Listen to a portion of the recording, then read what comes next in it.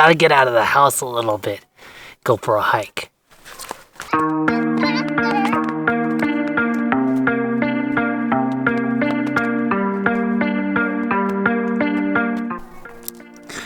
Have you ever opened up the Bible and just thought, I don't see anything. I don't see anything interesting. I don't see anything enlightening. I don't see anything insightful at all. It's just there.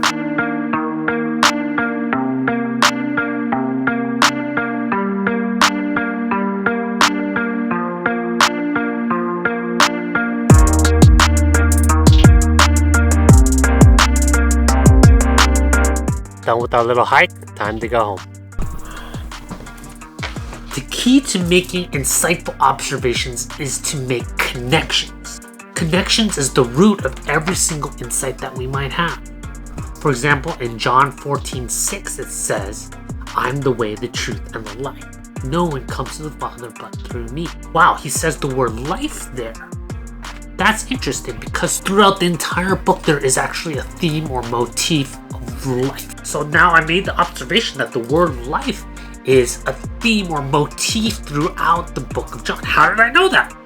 Well, you have to read the book of John, right? So if you only read that one verse, John 14:6, you might not know how important that word life is. But the more you read, the more connections that you can make. Once all those connections come together, that's where the insight comes from.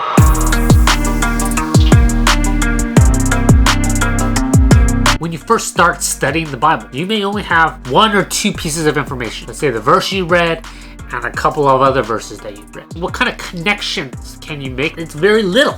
You can't build much. But the more information you gather, the more you can start making more connections and more connections. And as you read more, you get different types of pieces that have other functionalities.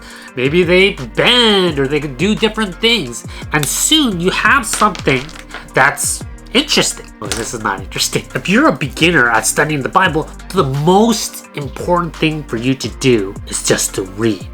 Read as much as you can. Understand as much as you can about the Bible. Look at the different words and just absorb. Don't try to come up with application. Don't try to come up with some answers to your life out of it. The more you read, you'll start to recognize the patterns. The author of John, he has certain patterns or ways he writes. The Gospel of Matthew, the author, he has certain patterns in the way that he writes. And then the biblical authors as a whole, they have certain patterns in the way they write. Writers, period, in general, authors, creators, they have certain ways they tell stories. You want to even read outside of the Bible. Good readers are not Christians, but they've read just a lot and they know how writing works.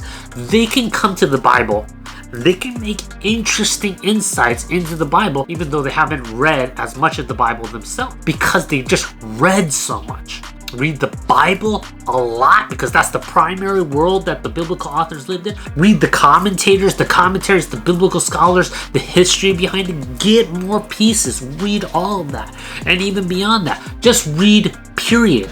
Fiction, non-fiction. Also, even watch movies that have some of the same types of literary devices, literary motifs, metaphors, symbols. You learn all about the imagery, tone, and as you gather all these different pieces, sometimes you'll have gathered double the amount of pieces that you had before, but you still can't build anything. Each additional brick you build in multiplies exponentially the amount of insights and connections that you can make. And soon you'll be making insights and connections all over the place. And then the Bible will just start popping. And that's when you really start to see the beauty of Scripture and how it was constructed, and how unique it is, and how awesome it is compared to anything else. All right, let's go make a strawberry smoothie for the kids.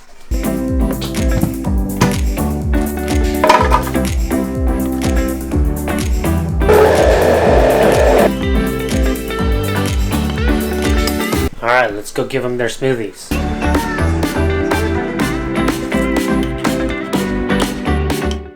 Observations are hard to do.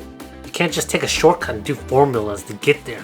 Making observations in the Bible is just noticing details. The problem is there's a lot of details, and there's a lot of different types of details. If you only know who, what, where, when, and why, that's only 5 ways you can look at the Bible. There's probably hundreds, if not thousands, of different ways of looking at the Bible. How can you possibly learn all those different ways of looking at the Bible? What's one of the ways you've learned how to make observations in the Bible? Make a comment below. Who is it? Gus Gus?